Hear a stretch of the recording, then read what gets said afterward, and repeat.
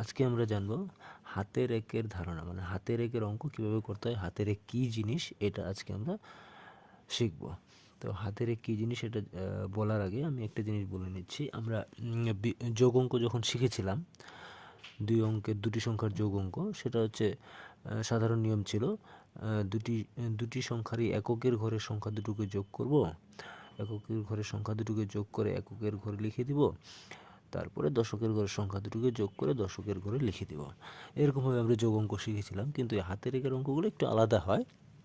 সেটা হচ্ছে আমরা এককের ঘরের দুটি সংখ্যারই এককের ঘরের সংখ্যা দুটি যোগ করার পরে যদি যোগফলটা এক অঙ্কের পাই, তাহলে তো আমরা এখানে এক অঙ্কের সংখ্যাটা বসিয়ে দেবো, কিন্তু সংখ্যাটা যখনই এক অঙ্কের বেশি, মানে দুই অঙ্কের হয়ে যাবে, এককের ঘরের সংখ্যা দুটো যে থাকবে, এককের ঘরের সংখ্যা দুটোকে যোগ করার পরে যে যোগফলটা পাবো, শুধু এককের ঘরের সংখ্যাটা যোগ করার পরে যে যোগফলটা পাবো, সেটা যদি দুই অঙ্কের হয়, মানে সেটাতে এককের ঘরের সংখ্যা একটা, দশকের ঘরের সংখ্যা, এরকম দুটো সংখ্যা যদি থাকে, যদি দুই অঙ্কের সংখ্যা হয়, তাহলে এখানে আমরা শুধু এককের ঘরের সংখ্যাটা লিখব।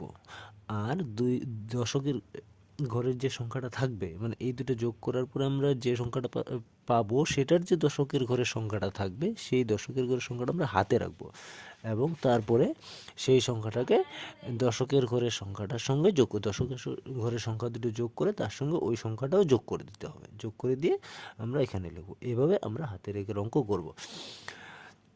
তো এখানে যেটা অঙ্ক রয়েছে আমরা সেটা করে দেখি কত হয়, কিভাবে করতে হয়।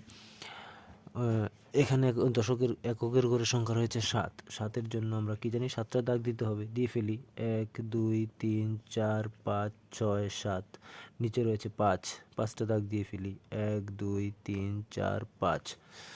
তাহলে কত পেলাম? 1 2 3 4 5 6 7 8 9 10 11 12, 12 পেলাম। এখানে একবার 12 লিখি আমি, 12 পেলাম। তো 12তে রয়েছে আমরা দুই অঙ্কের সংখ্যা পেয়েছি, এককের ঘরের সংখ্যা দুটো যোগ করে দুই অঙ্কের সংখ্যা পেয়েছি। তো দুই অঙ্কের সংখ্যা যেহেতু পেয়েছি, তাহলে এটা তো এখানে লেখা যাবে না, শুধু এখানকার যে এককের ঘরের সংখ্যাটা রয়েছে, সেই এককের ঘরের সংখ্যাটা অর্থাৎ দুইটা, এই দুইটাকে এখানে লিখতে হবে, দুইটাকে এখানে লিখতে হবে। আর একটা যেটা থাকবে, এই একটা এই প্রধান অঙ্কটার যে দশকের ঘরের সংখ্যাগুলো রয়েছে, সেই দশকের ঘরের সংখ্যাগুলোর সঙ্গে এটাকে যোগ করতে হবে। এখানে আমি কাল্পনিকভাবে লিখে নিলাম, এই একটাকে এখানে লিখে নিলাম, এটা হাতের এক ছিল, এই একটাকে হাতের এক ধরতে হবে, হাতের একটা এখানে লিখে নিলাম। লিখে নেওয়ার পরে এটাকে সবগুলোকে যোগ করতে হবে। এখানে প্রধান অঙ্কতে কী ছিল? 2 ছিল, 2টা দাগ দিব। নিচে 1 ছিল, একটা দাগ দিব, এবং হাতের যে একটা ছিল ওটার জন্য আরও একটা দাগ দিতে হবে, দিয়ে সবগুলো দাগ যোগ করে ফেলবো।